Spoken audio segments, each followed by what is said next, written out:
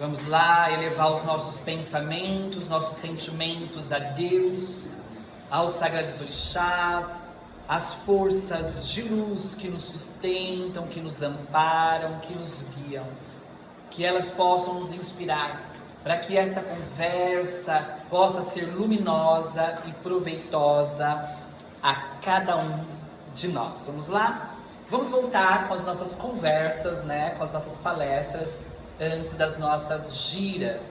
Eu vou começar a fazer às 19 horas, exatamente para que dê tempo depois de ter mais uma meditação no final, né? Nós vimos a necessidade de primeiro conversar e depois sobrar um tempinho para a gente poder se concentrar, se ligar ao divino e ao sagrado. Bom, hoje eu quero contar uma história. Na verdade, eu acredito que as nossas próximas palestras serão através de histórias, que facilita a nossa compreensão e também traz mais memorização para que a gente possa levar essas histórias para as nossas vidas. Na Bahia antiga, há muitos anos atrás, obviamente antiga, um rapaz se tornou babalorixá. Babalorixá, na Bahia, significa a mesma coisa que nós temos aqui nessa casa, babá. Não só na Bahia, né? Nos candomblés de então. Babalorixá é aquele sacerdote que dirige aquela roça, aquele terreiro. E ele se tornou. Como que ele se tornou um babalorixá? Era uma herança ali trazida através de sua avó, depois sua mãe, e aí veio a ele, né? Então, ele nasceu ali dentro de um chão sagrado, de um chão de terreiro. Ele nasce ali e permanece. Então, pense no conhecimento que este novo babá tem. Pense em todas as forças magísticas que ele aprendeu com a sua avó e com a sua mãe. Ainda mais os antigos, né? Que tinham tantos conhecimentos e que, infelizmente, levaram consigo, né? Porque antigamente tinha aquela questão do secreto, né? De não se revelar. Hoje em dia tá até banal. Você coloca lá no YouTube como fazer qualquer trabalho, como fazer qualquer ebó, aparece lá. Eu acho que nem tanto uma coisa, nem tanto outra. Porque, infelizmente, há babalorixás que não passam para o outro por puro egoísmo, por falar, não, eu quero ser o tal e o bom, então dessa magia só quem coloca a mão sou eu. Tem, infelizmente tem. Então, eu acho que nem muito para a direita, os guias dizem isso, né? Nem muito para a direita, nem muito para a esquerda, mas é o caminho do meio. Quem fala muito isso é o irmão Fernandes. Aprendemos a ter o equilíbrio assim. Enfim, quando ele se torna, né, esse novo babalorixá, ele tem para si exatamente isso. Eu serei o quê? O melhor. Eu farei o melhor. Serei o melhor babalorixá da Bahia. E quem dirá do Brasil? Vou utilizar todo o meu conhecimento para amparar aos filhos da nossa casa e aos consulentes, aqueles que vêm até nós. Enfim, e ele começa a sua trajetória. E aí acontece algo diferente, porque até então, até a dirigência de sua avó e de sua mãe, as pessoas não eram tão apegadas ali à roça. Iam, louvavam o orixá, faziam a sua parte, mas não eram tão dependentes da casa. A movimentação que ele faz de fazer tudo para todos e resolver qualquer problema, criou uma dependência emocional daqueles filhos e daquela aldeia, daquela cidade, porque aparentemente ele fazia o quê? Milagres, né? Então ele resolvia qualquer problema, fazia toda e qualquer magia, todo e qualquer ebó para levantar, libertar, abrir caminhos. E é interessante aqui que ele não fazia o mal, tá? Se alguém procurasse ele para destruir vidas, ele não fazia. Ele só praticava o bem, mas ele queria ser o melhor. No entanto, todavia, porém, algumas vezes os seus ebós os seus trabalhos e as suas rezas não surtiam, entre aspas, efeito. A pessoa se sentia fortalecida, mas o problema em si não era resolvido. E aí ele se sentia angustiado. E nesse trâmite, que às vezes não conseguia resolver alguns problemas, alguns filhos da casa se afastavam e até mesmo consulentes não voltavam. Afinal, meu problema não foi resolvido. Ele não é o bom? Ele não resolve tudo? Ele não faz tudo para todos? E isso foi criando cada vez mais essa dependência dos outros para com ele. E ele passa uma vida inteira entre essa angústia de ter que resolver o problema de todo mundo. Sendo que não é assim que funciona, né? Sendo que não é assim que funciona. E aí, o que acontece? Passa-se os anos rapidamente, porque a vida tem passado assim, não é? E naquela época já se passava rapidamente. Por mais que a nossa mente tinha uma visão cronológica de um tempo maior, mesmo aí a vida se passava rápido. O que é 100 anos? Diante da eternidade que nos espera, a vida passa assim. E ele chega à velhice e se desencarna, né? Ele parte para Orum. Orum é o céu, o plano espiritual em Urubá. Ele parte ali para a espiritualidade. Mas qual é a surpresa dele? Qual é a surpresa desse Babalorixá? Ele se vê preso àquela casa, àquele ilê. E claro que a casa se fechou durante um ano, foi elegido uma outra pessoa para tomar conta daquela casa. Mas as pessoas tinham um apego emocional muito grande para com ele. Mas o pai isso, o pai aquilo, o pai fazia aquilo, o pai fazia isso, essa nova dirigente não faz. O pai resolvia todos os meus problemas. O pai me atendia 4, 5, 6 horas da manhã. O pai fazia de tudo para mim. Essa babá nova não faz. O pai deve estar por aí no plano espiritual. Vamos pedir para ele. E pediam, sendo que não é costume nem de uma roça de candomblé fazer isso, porque eles costumam pedir muito aos orixás, ao sagrado, ao divino, e não aos eguns, como eles chamam os espíritos que partiram. Mas olha a dependência emocional que essas pessoas ficaram. Aí, eles pediam, e aquele babalorixá já desencarnado se sentia no dever de atender. Porque nós temos a ilusão de que quando a gente partir para o plano espiritual, sei lá, a gente muda de uma hora para outra, a gente expande nossa mente, a gente se transforma em espírito puro, e não é assim. Sabe o que vocês serão depois de 5 minutos que morrerem fisicamente? Vocês mesmos, com as mesmas angústias, com os mesmos desabores, com as mesmas ânsias, com os mesmos pensamentos. Nós temos uma ilusão muito grande. E há quantos de nós temos saído da Terra, ido para o plano espiritual, do plano espiritual voltado para a Terra, com as mesmas ideias, com os mesmos pensamentos, com os mesmos preconceitos, com as mesmas perturbações. Há milhares de anos que somos teimosos.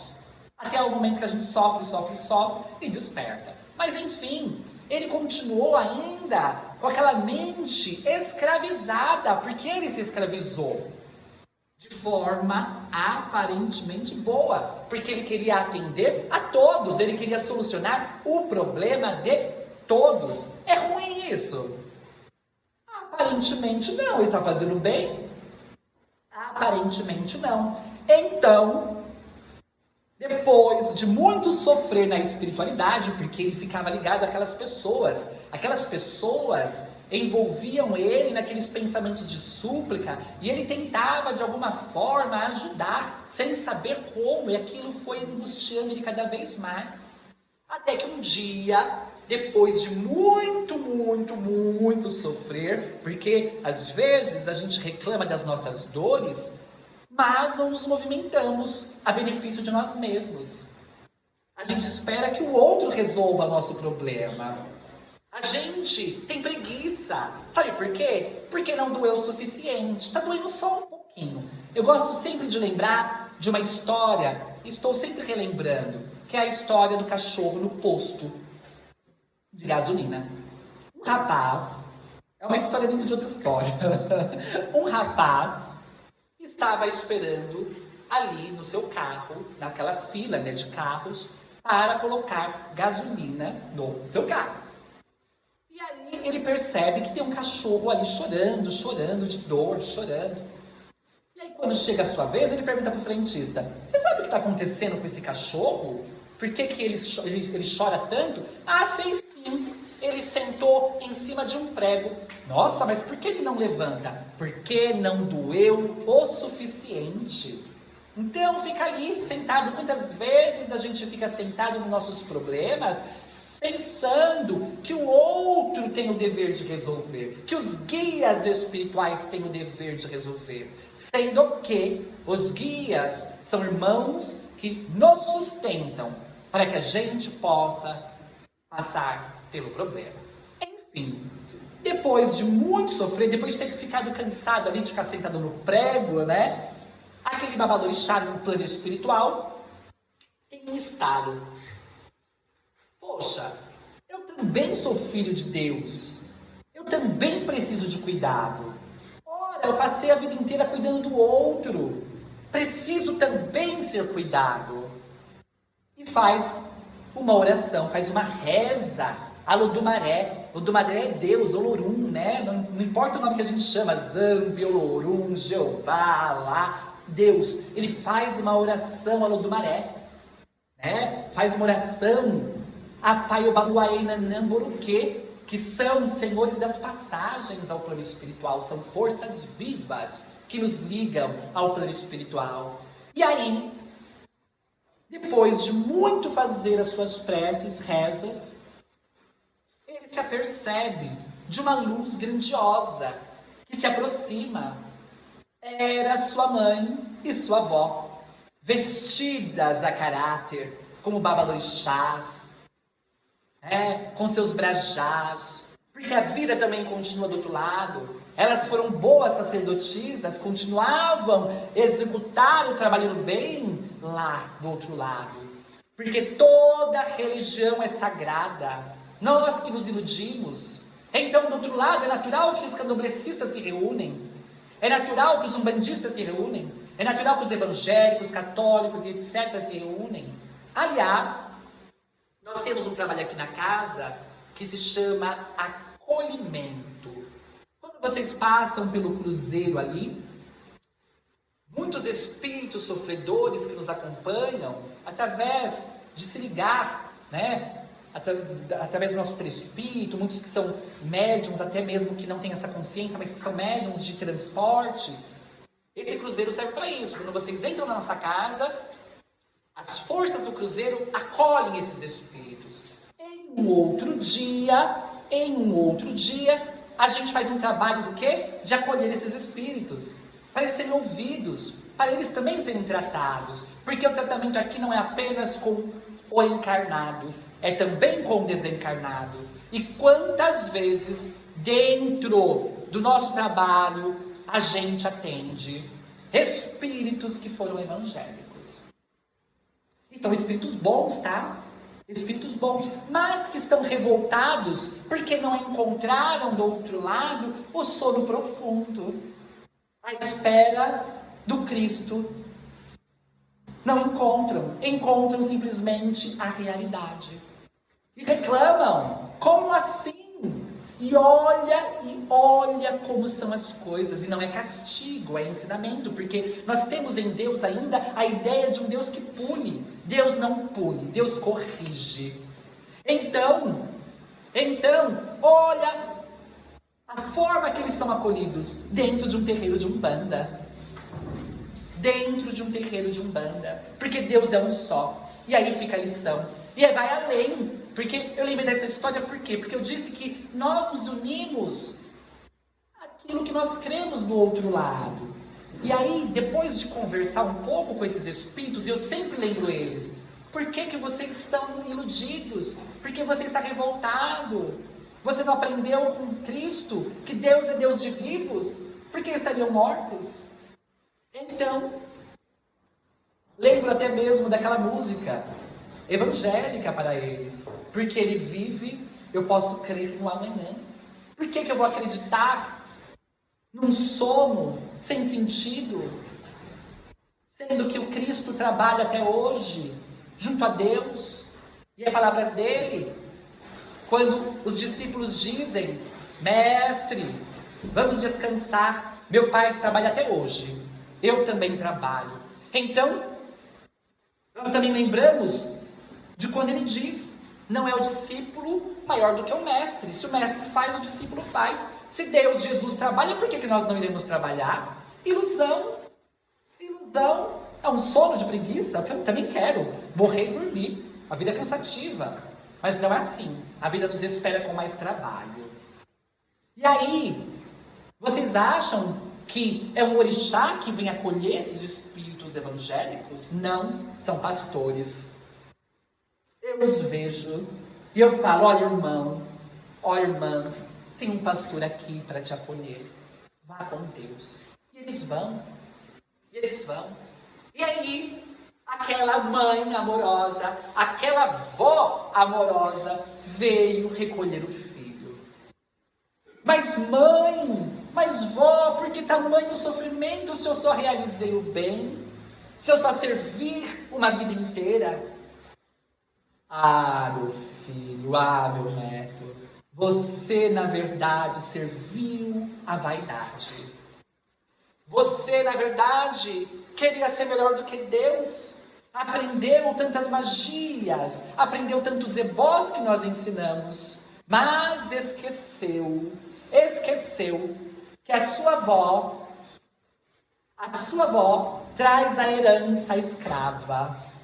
E que quando nós éramos cativos, quando nós éramos cativos na época da escravidão, nós não queríamos gozar de uma vida simplesmente luxuosa. Nós queríamos simplesmente gozar a liberdade essa que demorou para vir, mas que resistimos, louvando o sagrado, na certeza de que somos mais do que matéria. Aprendemos com os orixás que somos mais do que matéria. E você esqueceu isso, meu filho? Você esqueceu que nós aprendemos com os nossos ancestrais que o sofrimento e a dor faz parte para o burilamento de nossa alma. Então, não querer sofrer é ilusão. Não querer sofrer é pura ilusão. Os orixás, as forças sagradas, elas nos sustentam diante das provas. Mas eles não são mordomos que nos servem. Não são mordomos que nos servem. Então, precisamos nos libertar desta ideia nefasta. É uma ideia nefasta que nos vicia. Porque nós, umbandistas, nós temos um contato muito grande com a espiritualidade. E isso gera, muitas vezes, dependência emocional. A gente não dá um passo sem consultar o guia. A gente não dá um passo sem jogar o búzio. A gente não dá um passo sem um oráculo. Não é assim. Não é assim que deve ser. Eles estão aqui sim para nos sustentar, nos fortalecer. Então eu não posso perguntar nada? Pergunte. Possa perguntar. Mas não queira que eles deem todas as respostas. Eles são, na verdade, no fundo, psicólogos. Psicólogo, por acaso, te dá resposta de alguma coisa? Ele faz você se autoencontrar. É preciso que nós tenhamos um mérito. E a vida, ela não é feita de prazeres. Aliás, ela está repleta de prazeres. Porque é fácil ir pelo caminho do prazer. O prazer, ele é imediato. O prazer, ele é imediato. Você tem fácil acesso. Mas ele não te sustenta. Logo depois de você ter absorvido todo o seu desejo ali, você sente mais fome. É assim que é o vício. O viciado no crack, ele não fuma uma pedra. O viciado na maconha não fuma apenas uma maconha. O do cigarro também não. E assim sucessivamente. Porque não satisfaz. Agora o difícil é construir em nós os valores da alma. E a gente só constrói os valores da alma burilando. Não estou aqui romantizando o sofrimento. Ninguém gosta de sofrer. Mas, às vezes, é necessário.